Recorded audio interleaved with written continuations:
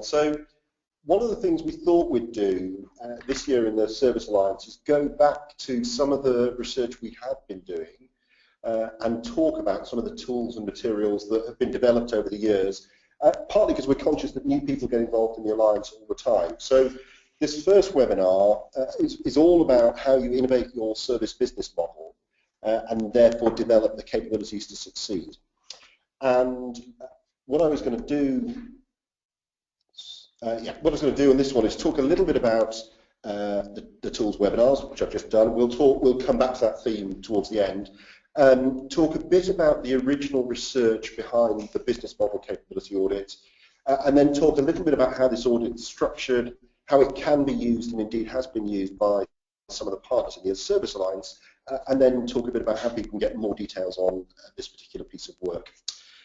So the original research for this, when we first got involved in doing some work on services, one of the questions we asked ourselves was really what are the capabilities, what are the organisational capabilities firms need to successfully innovate their business models so they start to offer services and solutions.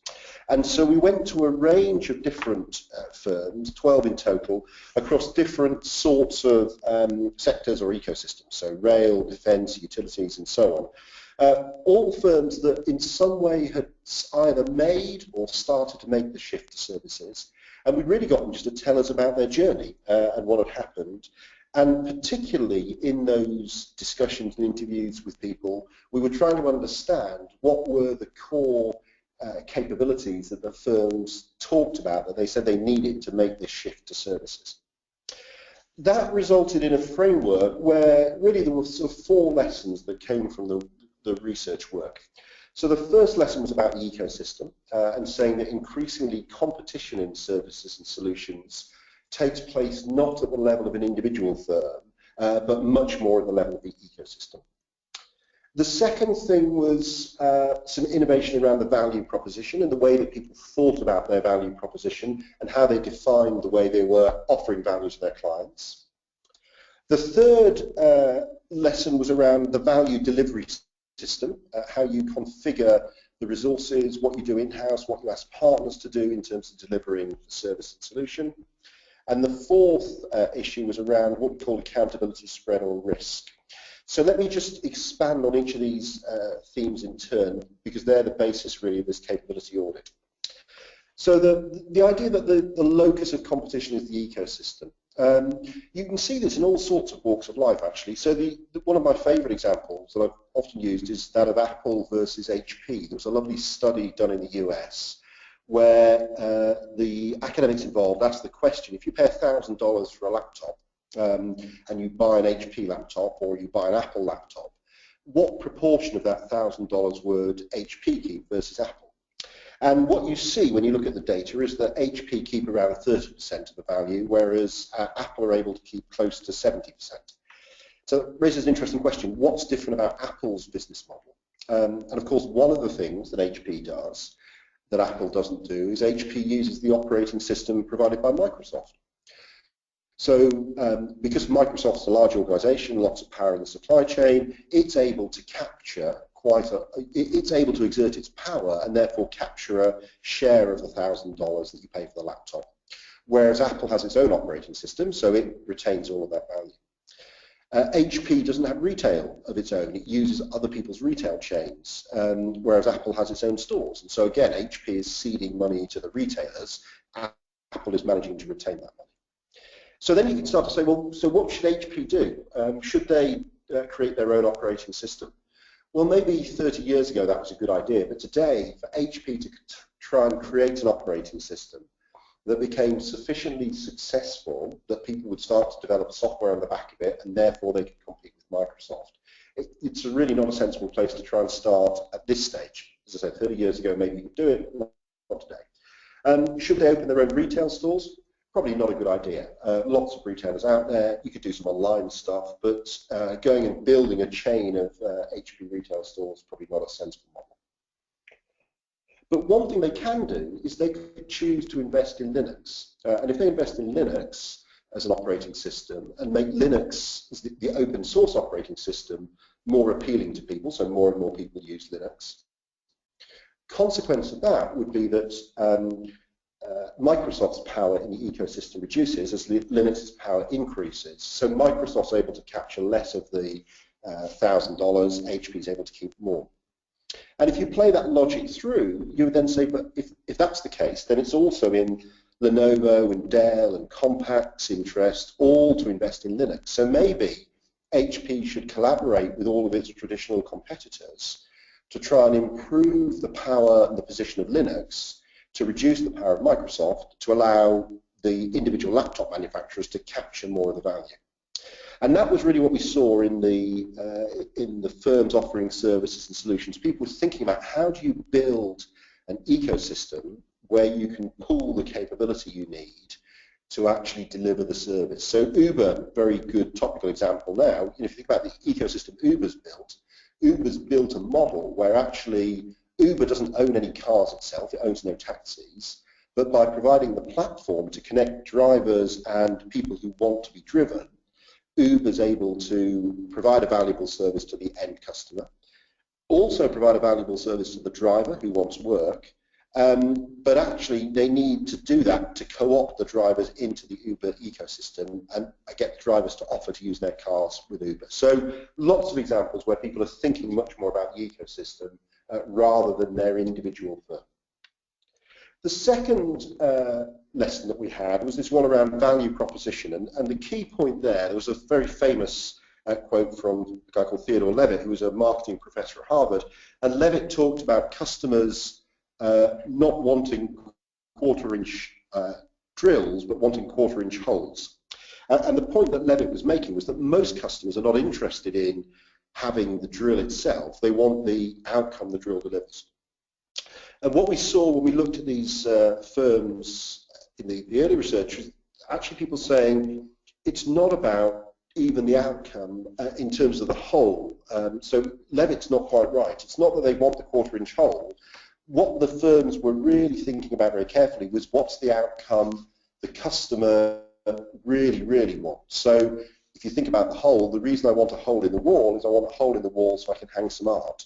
Well, if the outcome is that I want some art on the wall, there are lots of ways you could achieve that. You could achieve it by gluing art to the wall. You could achieve it by getting a painter in and the painter painting directly on the wall. So when you think very carefully about the outcome the customer, or in some cases the customer's customer wants, you end up rethinking the boundaries of your business.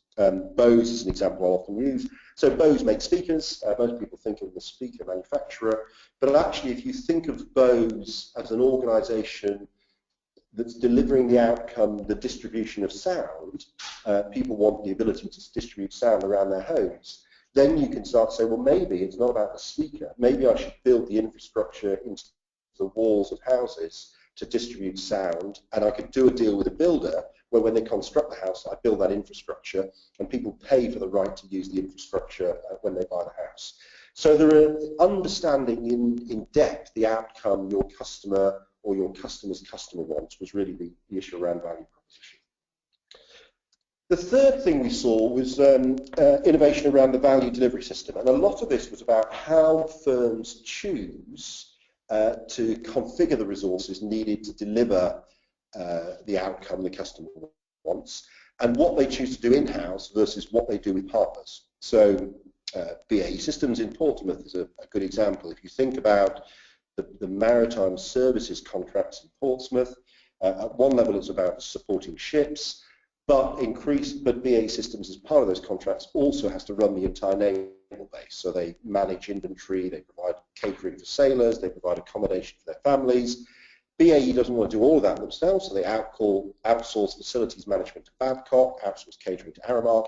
They build a network of organisations that pool their capability to deliver the value that the customer really wants. So you think then carefully about how do I coordinate the resources for the value delivery system. And then the fourth lesson from that early research was around this issue of accountability spread. And the idea here was saying, if I innovate my value proposition and I take more responsibility for outcome, so I guarantee to provide a certain number of trained pilots, or I guarantee to provide a cost per tonne of earth extracted in a Caterpillar example, or I guarantee to provide trained students in a Pearson type example, I take on more responsibility. If I innovate the value delivery system, either by involving partners in delivery or by innovating some of the technologies I use, and we saw examples where people were using quite interesting technology to deliver value, I've increased my responsibility by taking on responsibility for the outcome. I've also increased or decreased my direct control over delivery, particularly when I'm using partners. So of course I've increased my risk or accountability spread, responsible for more but less direct control over delivery. And so the fourth theme that we saw organisations being very worried about was actually understanding what risk they were taking on in some of these service contracts.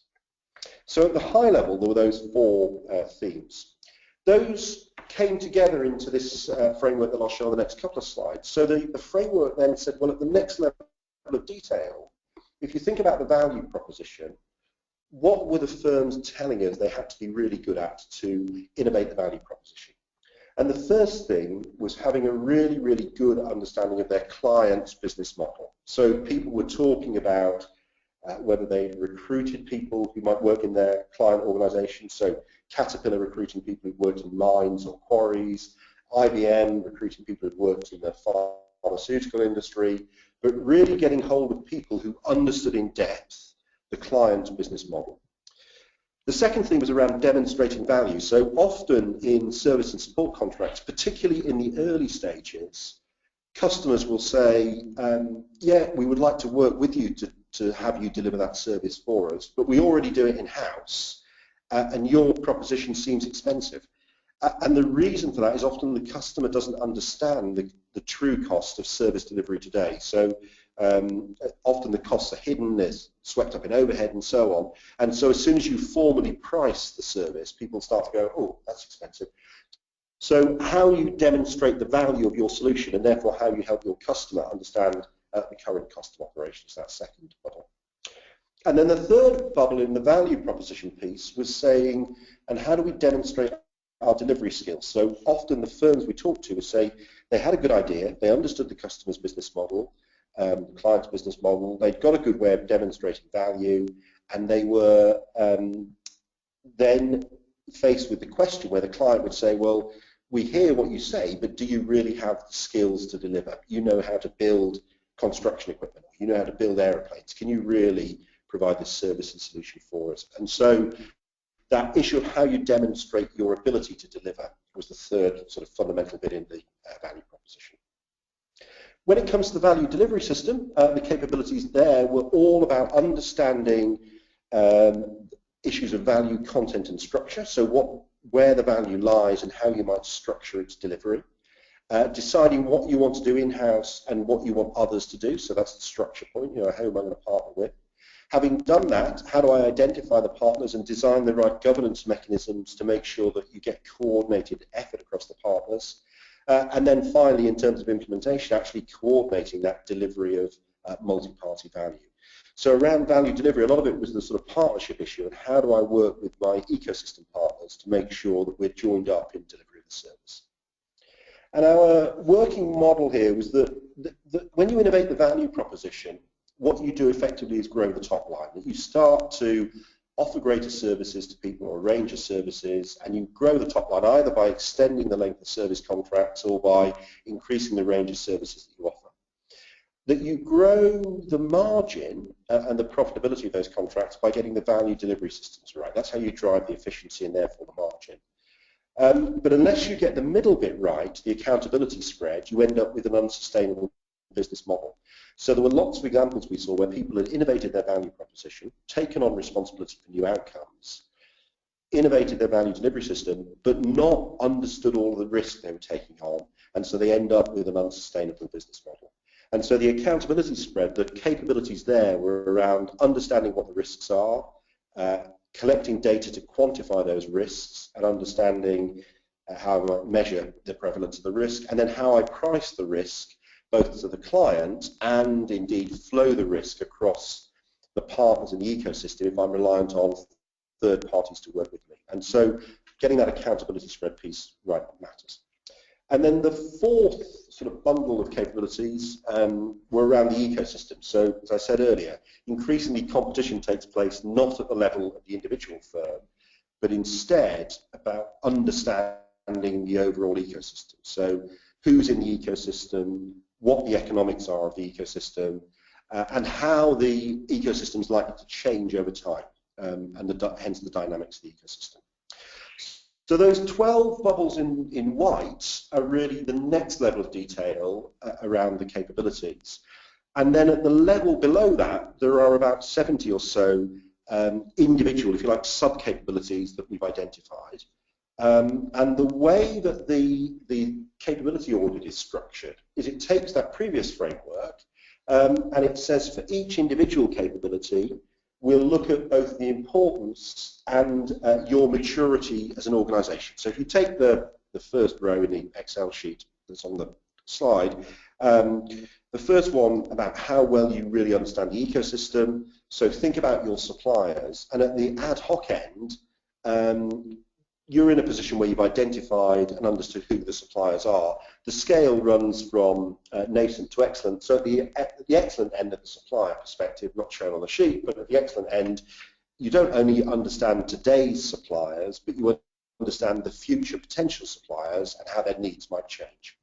And so for the 70 or so sub-capabilities, they're clustered under the headings shown on the sheet here, the 12 white bubbles, and they effectively allow you to assess the capability of your own organization against each of those headings. So the way that we've used this with partners in the Alliance, we've used it with a number of different partners, often as part of a strategy process. So typically there's an initial briefing, a bit like this one, where you talk to those involved in completing the capability assessment and say, here's the background research, here's the thinking behind the framework.